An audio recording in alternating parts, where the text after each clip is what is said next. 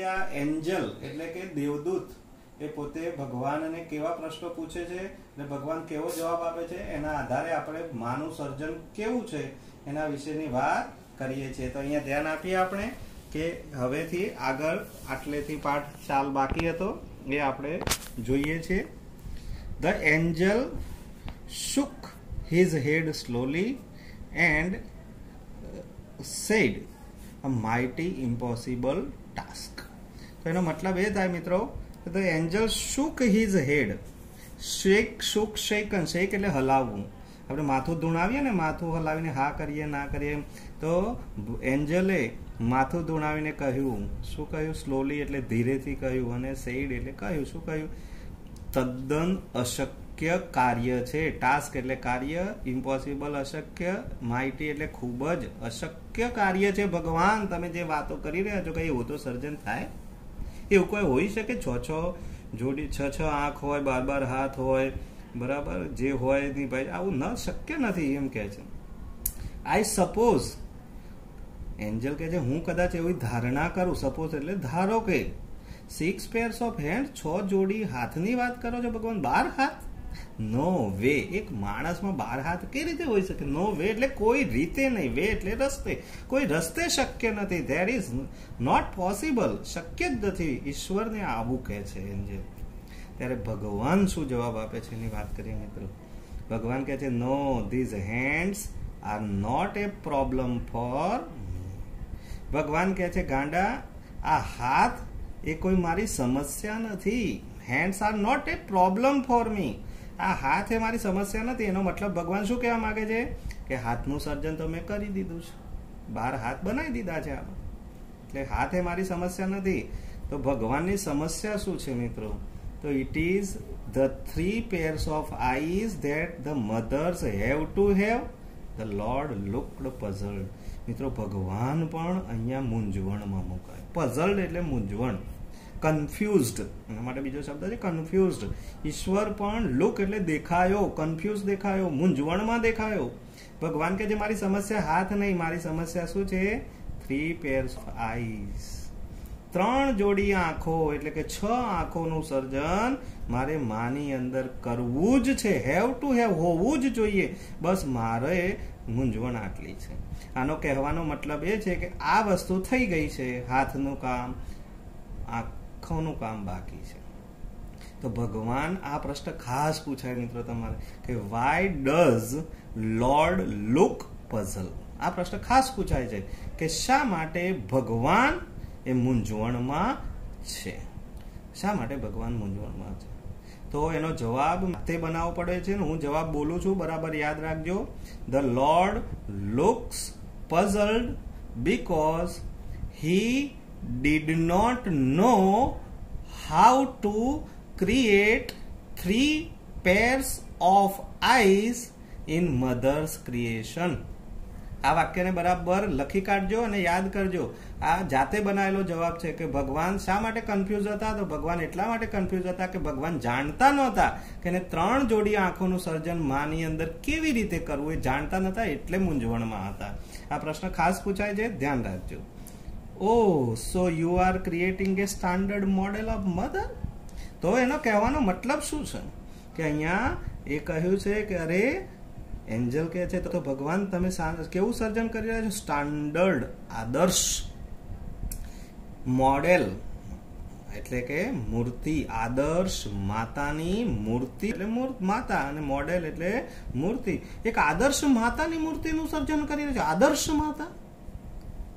But 3 pairs of, છતાંય પાછી એમાં શંકા કરે છે કે 3 pairs of eyes. ભગવાન એમાં પાછી તમે 3 જોડી આંખો એટલે 6 આંખો મૂકવાની વાત કરો છો. What for? વોટ ફોર એટલે વાય. વોટ ફોર એટલે શું? વાય. શા માટે? The angel got interested. એન્જલે ઇન્ટરેસ્ટ દાખવ્યો, એન્જલે રસ દાખવ્યો અને કહ્યું કે શા માટે ભગવાન 3 જોડી આંખોનું સર્જન તમારે કરવું છે? 3 જોડી આંખનું સર્જન શા માટે કરવું છે? ઈશ્વરને એવો પ્રશ્ન કરે છે કે 3 જોડી આંખ શા માટે? ત્યારે ભગવાન શું કહે છે મિત્રો જુઓ. તમને એમ થાય કે માને તો 6 આંખો ક્યાંય દેખાતી નથી, 2 જ હોય છે. પણ તમે જુઓ કે 3 જોડી આંખનું સર્જન કેવી રીતે કર્યું છે અને ક્યાં કર્યું છે. મિત્રો એક આંતરિક ચક્ષુ હોય, અંતરચક્ષુ આપણે જેને કહીએ છીએ, માની અંદર વિચારવાના જે ચક્ષુ છે ને એની વાત કરવામાં આવી છે. ભગવાને અહીંયા કહ્યું છે ને આ ત્રણ પ્રશ્નો અલગ અલગ એક વાક્યમાં પૂછાય છે. મિત્રો તમને કહી દઉં કે પહેલી જોડી આંખનું સર્જન શા માટે, બીજી જોડી આંખનું સર્જન શા માટે, ત્રીજી જોડી, ત્રણે માટે અલગ અલગ કારણ પણ આપ્યા છે. આપણે સમજીએ. One pair that sees her children through closed doors. પહેલી જોડી આંખ એટલે કે બે આંખોનું સર્જન શા માટે ભગવાન કરવા માંગે છે? કારણ કે that sees તે જુએ, માં જુએ. કોને જુએ? હર ચિલ્ડ્રન, એના બાળકોને. થ્રુ એટલે શાના દ્વારા? દ્વારા, માંથી. થ્રુ એટલે માંથી. શામાંથી જુએ? ક્લોઝડ ડોર્સ, બંધ દરવાજે પણ તે પોતાના બાળકોને જોઈ શકે એ માટે પહેલી જોડી આંખનું સર્જન ભગવાન કરવા માંગે. મિત્રો તમને એમ થાય કે ભાઈ બંધ દરવાજે જોવું એટલે શું?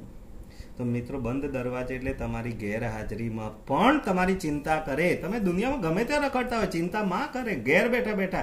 એટલે બંધ દરવાજા, તમને જોઈ નથી શકતી છતાં પણ તમારી ચિંતા કરે છે. ધેટ ઇઝ એટલે પહેલી જોડ આંખ આ માટે કઈ છે? Another pair એટલે કે બીજી જોડ, to look at the children and say I understand and I love you without uttering a word. મિત્રો બીજી જોડ આંખનું સર્જન ભગવાન શા માટે કરવા માંગે છે? કારણ કે look at the children, માને જોઈને, and say, અને માને કહી દે. એ પણ કેવી રીતે કહી દે? જો અહીંયા કહ્યું છે without uttering a word. utter એટલે ઉચ્ચારણ કરવું, બોલવું. અટર નો મતલબ પણ વિધાઉટ અટર એટલે બોલ્યા વગર. અ વર્ડ એટલે એક શબ્દ, એક પણ શબ્દ બોલ્યા. એ તમને કહી દે કે આઈ understand and I love you, એટલે કે હું તમને સમજુ છું અને હું તને ચાહું છું. પોતાના બાળકોને આ સમજાવી દે. મિત્રો તમને આ બધું વિચિત્ર લાગે કે આવું કઈ રીતે બને? બોલ્યા વગર માં સમજાવી દે. તો મિત્રો એક ઉદાહરણ આપો કે તમારા ઘેર કોઈ મહેમાન આવે અને તમે કોઈક જીદ, નાના છો ને કંઈક જીદ પકડીને રડવા લાગે ને એવા બધું કરવા લાગે, ત્યારે એ મહેમાનને ખરાબ ન લાગે એટલે માં તમને આંખોથી ડોરા કાઢે, સમજાઈ દે એ ચૂપ થઈ ગયા હતા, નહીં તો ગયા પછી ધોઈ જશે. આવું કહેવાનો મતલબ એમાં આંખોથી કેવું સમજાઈ દે, તમે કેવું સમજી પણ જાઓ છો. માની આંખો જોઈને તમે સમજી જાઓ છો શું કહેવા માંગે છે. બસ આ જ, વગર બોલે, વિધાઉટ અટરિંગ એ વર્ડ, એટલે એક પણ શબ્દ બોલ્યા વગર તમને સમજાવી દે છે. અને પાછું પ્રેમ પણ કે આપી દે છે પાછળથી. આઈ લવ યુ એટલે શું? એ તમને પ્રેમ પણ કરે છે. તો આ રીતે એની બીજી જોડ આંખ છે એ આવું કહેવા માંગે છે. And the third pair of eyes એટલે કે ત્રીજી જોડ આંખથી માં શું કહે છે? તો ભગવાને કહ્યું છે કે આ ત્રીજી જોડ આંખ મારે એટલા માટે મૂકવી છે કે to see all the secret things without opening them. To see all the secret things without opening them એટલે કે શું? મિત્રો જીવનના તમામ રહસ્યો, સિક્રેટ એટલે રહસ્ય, રહસ્યમય વસ્તુઓને એ આંખો ખોલ્યા વગર જ સમજી જાય. હવે મિત્રો એ આ વસ્તુ એટલે શું? કયા રહસ્યો? તો સંસારના રહસ્યો. મિત્રો માં છે ને એ રાત્રે સૂવે ને ત્યારે આંખો એને ખોલવાની જરૂર પડતી નથી. બંધ આંખે સૂઈ જાય ને ત્યારે મગજમાં વિચાર કરી દે, સવારે ઉઠવાનું છે, મારે આ ફરજ નિભાવવાની છે, કાલે મારા હસબન્ડનું આ કામ, મારા સસરાનું આ કામ, સાસુનું આ કામ, મારા છોકરાઓનું, આ બધું વિચારતી વિચારતી સૂઈ જાય અને બંધ આંખે વિચારી લે. એ બધા રહસ્યો છે જીવનના. કેટલાક રહસ્યો તમને કહે પણ નહીં.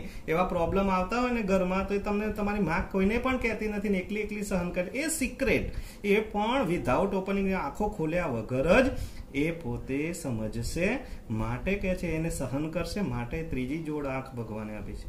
મિત્રો આ ત્રણ જોડી આંખનું સર્જન ભગવાને એની અંદર કર્યું છે. આ તો મોટો પ્રશ્ન પૂછાય અને શોર્ટ નોટમાં પણ પૂછાય છે.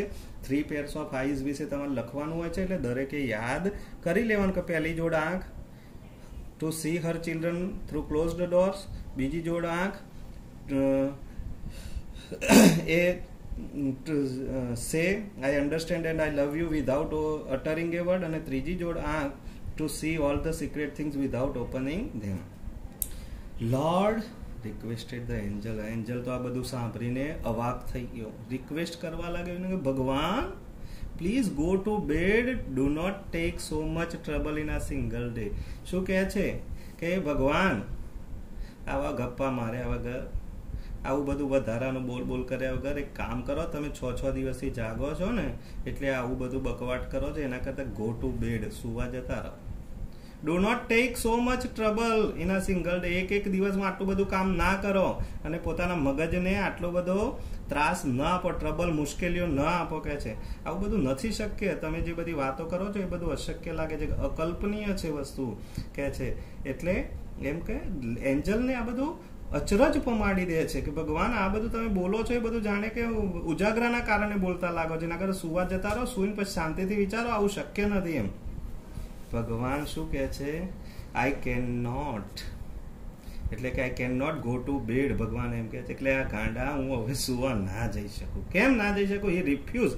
રિફ્યુઝ એટલે ના કહી દેવી, એમને સે નો એટલે રિફ્યુઝ, ના કહી દીધી ભગવાને. ભગવાને કેમ એવું કહ્યું કે I have almost completed the work. Almost એટલે લગભગ મારું બધું કામ પૂર્ણ થઈ ગયું છે આ સર્જનની અંદર. એની હવે ક્વોલિટી આવે છે મિત્રો. અહીંયા ખાસ એક શોર્ટ નોટ ખાસ પૂછાય છે કે what are the qualities found in mother. મધરની અંદર કઈ ક્વોલિટીઝ એટલે ગુણો જોવા મળે છે. આ માના ગુણ અહીંયાથી હવે ચાલુ થાય છે મિત્રો. અત્યાર સુધી બધું મા વિશે હતું, પણ હવે માની અંદર કયા ગુણો ભગવાન એમ કહે છે. આ બધું ફિઝિકલ આવ્યું તો એ કહે છે કે I have put the best of my ideas in two this model. આ વાક્યને બરાબર સમજો મિત્રો. ભગવાન શું કહે છે? મેં મારા શ્રેષ્ઠ વિચાર પુટ એટલે મૂક્યા છે આ આઈડિયાઝ, મારા શ્રેષ્ઠ વિચારો આ મોડેલની. ભગવાનના શ્રેષ્ઠ વિચારો કેવા હોઈ શકે મિત્રો? વિચાર તો કરો. ભગવાનના શ્રેષ્ઠ વિચારો ભગવાન કહે છે મેં આ મોડેલમાં મૂક્યા છે, આ મૂર્તિમાં મૂક્યા છે.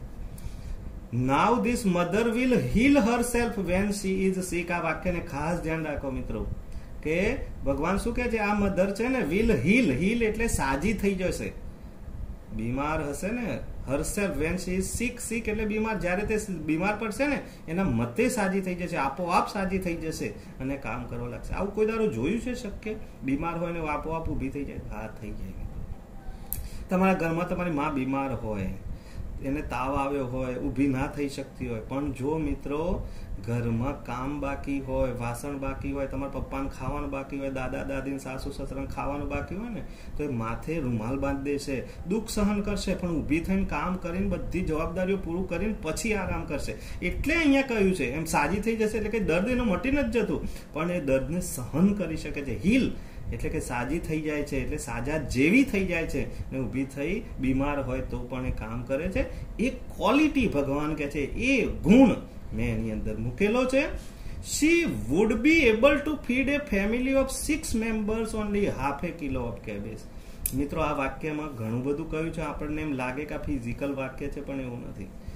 શું કહ્યું છે ને કે ફક્ત 1/2 કિલો કોબીની અંદર ઘરના 6 ને એ ખવડાવી શકશે. ટુ ફીડ એટલે ખવડાવવું, એ પણ સંતોષ રીતે, સંતોષ આપીને ખવડાવી શકશે. મિત્રો આ એટલે શું?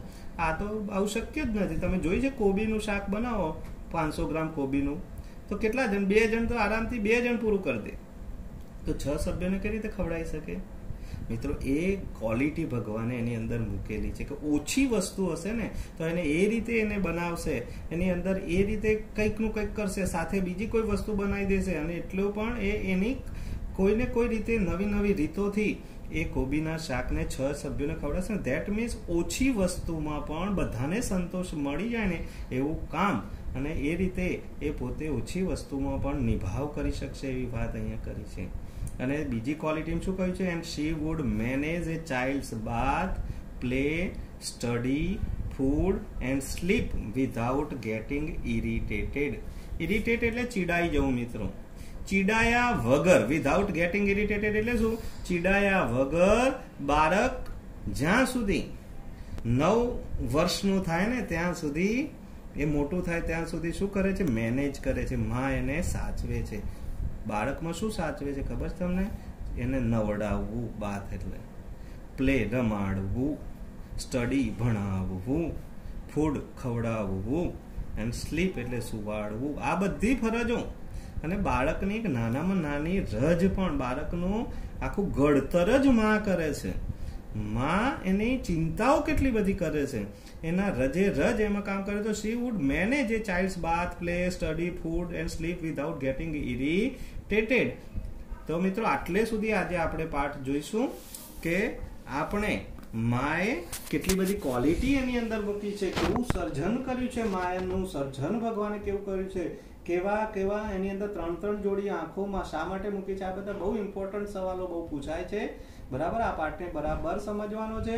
આમાંથી જે કંઈ પણ પ્રશ્નો આપવામાં આવે એ પ્રશ્નોને વ્યવસ્થિત લખી તૈયાર કરવા અને qualities found in mother A short note પણ આમાંથી તૈયાર કરવી. આગળનો વિડીયોમાં આપણે આગળનો ભાગ જોઈશું. ત્યાં સુધી જય સ્વામિનારાયણ.